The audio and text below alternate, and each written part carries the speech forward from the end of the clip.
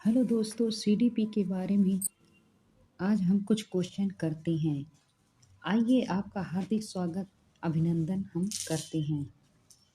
भंडूरा का कथन है कि बच्चे प्रक्रियात्मक मानवीकरण द्वारा सीखते हैं, जिसको भी कहा जाता है ये अभ्यास द्वारा सीखना, बी अंतर्दृष्टि द्वारा सीखना, सी निरीक्षणात्मक अधिगम, डी पुरस्कार द्वारा सीखना।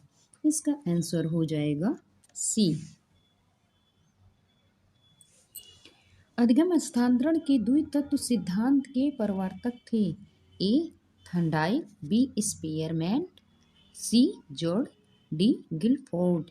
इसका आंसर हो जाएगा बी स्पीयरमैन। सीखने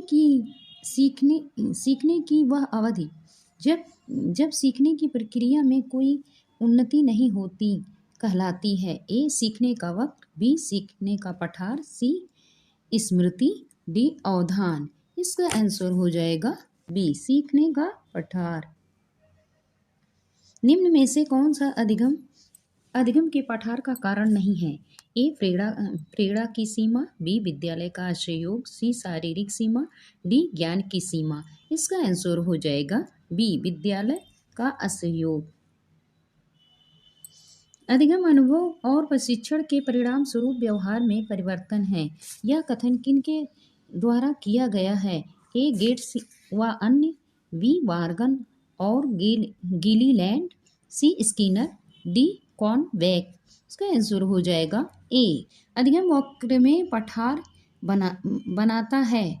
ए परिपक्वता के कारण, बी अवहेलना के कारण, सी थकान के कारण, डी अभिरुचि के कारण। इसका आंसर सही हो जाएगा सी।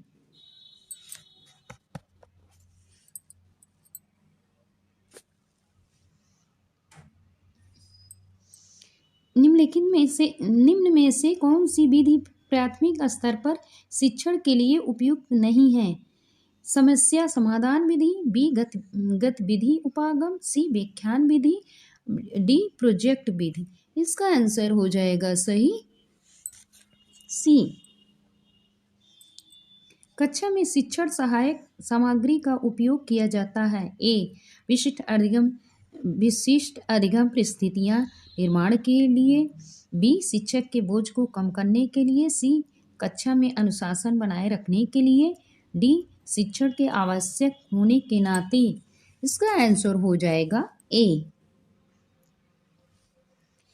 गैने ने अपनी पुस्तक द कंडीशन ऑफ लर्निंग में सीखने के कितने प्रकार बताए हैं? ए 5 प्रकार, बी 8 प्रकार, सी 7 प्रकार, डी 10 प्रकार। गैने ने कितने प्रकार बताए हैं? जानिए 8 प्रकार। निम्नलिखित में से कौन सी शिक्षण व्यूहरचना संरचनात्मक, भावात्मक, मनोगत्यात्मक पक्षों के तहत अधिगम उद्देश्यों को पूरा करती है? ए व्याख्यान, बी समूह चर्चा, सी भूमिका निर्वाह, डी अभिकर्मित अनुदेशन। इसका आंसर हो जाएगा सी भूमिका निर्वाह। स्मिथ स्तर के शिक्षण प्रतिमान के प्रतिपादक हैं?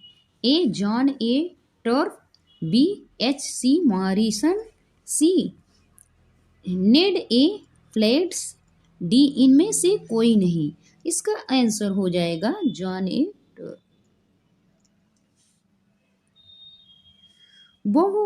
बहुसंवेदी शिक्षण अधिगम की परिविधि में अधिगम संबंध हेतु दृश्य, श्रव्य, स्पर्श और संवेदनाओं का एक साथ प्रयोग किया जाता है। ए प्रत्यक्षीकरण, बी अवलोकन, सी गतिबोधक, डी कर्ण कोटर। इसका राइट आंसर हो जाएगा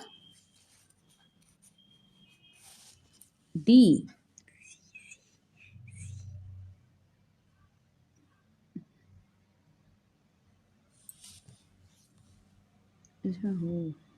निम्नलिखित में से कौन सा शिक्षक द्वारा कक्षा में बच्चों के लिए समस्या हल करने के तरीके का वर्णन नहीं कर सकता?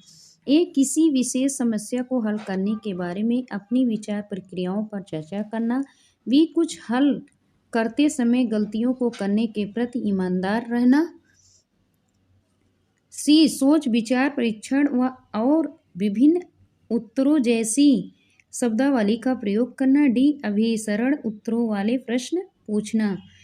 इसका आंसर हो जाएगा डी। निम्नलिखित में से कौन सा शिक्षक की भूमिका का सबसे अच्छा वर्णन करता है? ए कक्षा में शिक्षक की सबसे महत्वपूर्ण भूमिका अनुशासन को बनाए रखना है। बी एक शिक्षक को निर्धारित पाठ्य पुस्तक का पालन करना चाहिए। सी पाठ्यक्रम को समय पर पूरा करने के साथ दोहराने के लिए पर्याप्त समय देना महत्वपूर्ण है। डी आराम के लिए जगह बनाना जहां बच्चे संवाद और पूछताछ के माध्यम से सीखते हैं। इसका आंसर हो जाएगा डी। निम्नलिखित में से कक्षा समृद्ध शिक्षा को प्रोत्साहित करती है। वह ए कक्षा जिसमें प्रदर्शित विभिन्न प्रकार की सामग्री बच्चों की पहुंच से परे हो ताकि सामग्री लंबे समय तक चलती रहे। बी वह कक्षा जिसमें खुली गतिविधियां कोने हो और विभिन्न प्रकार के बाल साहित्य खुली ताकत शेल्फ में रखी हो जो दिन के किसी भी समय प्राप्त किया जा सके। सी अलमारी में रखी तरह संगठित सामग्री वाली कक्षा जहां सामग्री को सप्ताह में एक बार मुक्त खेल के लिए बाहर लाया जाता हो।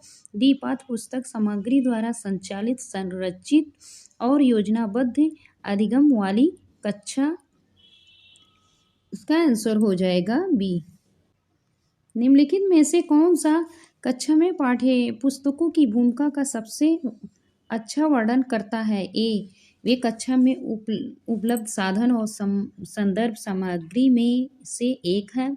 बी वे एक राज्य या राष्ट्र में अधिगम में एकरूपता बनाए रखती हैं। सी अध्ययन के पाठ्यक्रम के बारे में शिक्षकों और माता पिता को मार्गदर्शन प्रदान करते हैं। डी संसाधन रहित संदर्भ में सबसे आवश्यक अधिगम संसाधन बनाते हैं।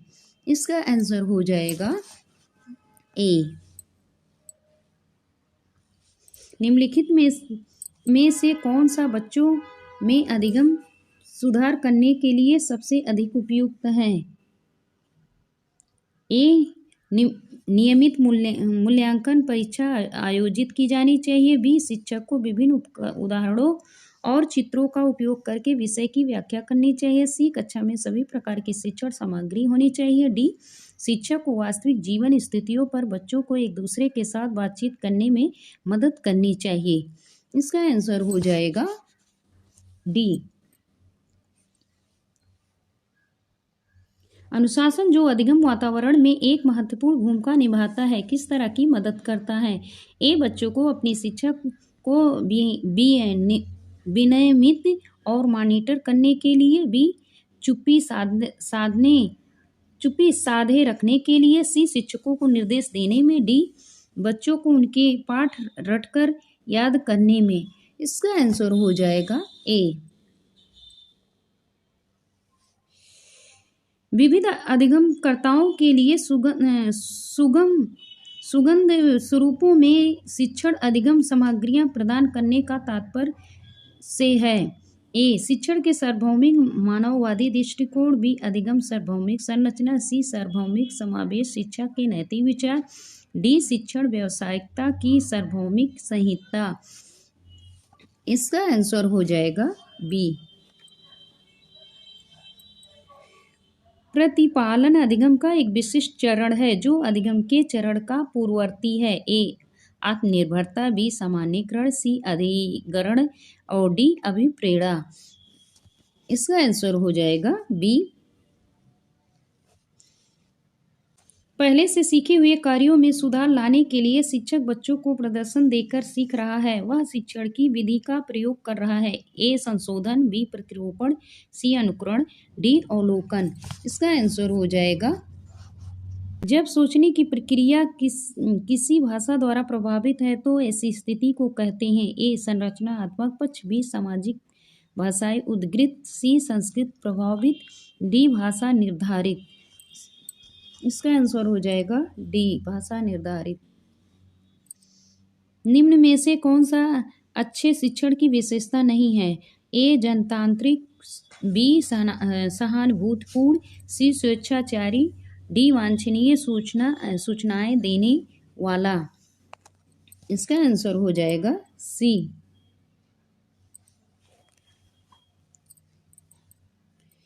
निम्न में से कौन सा शिक्षण का सूत्र नहीं है?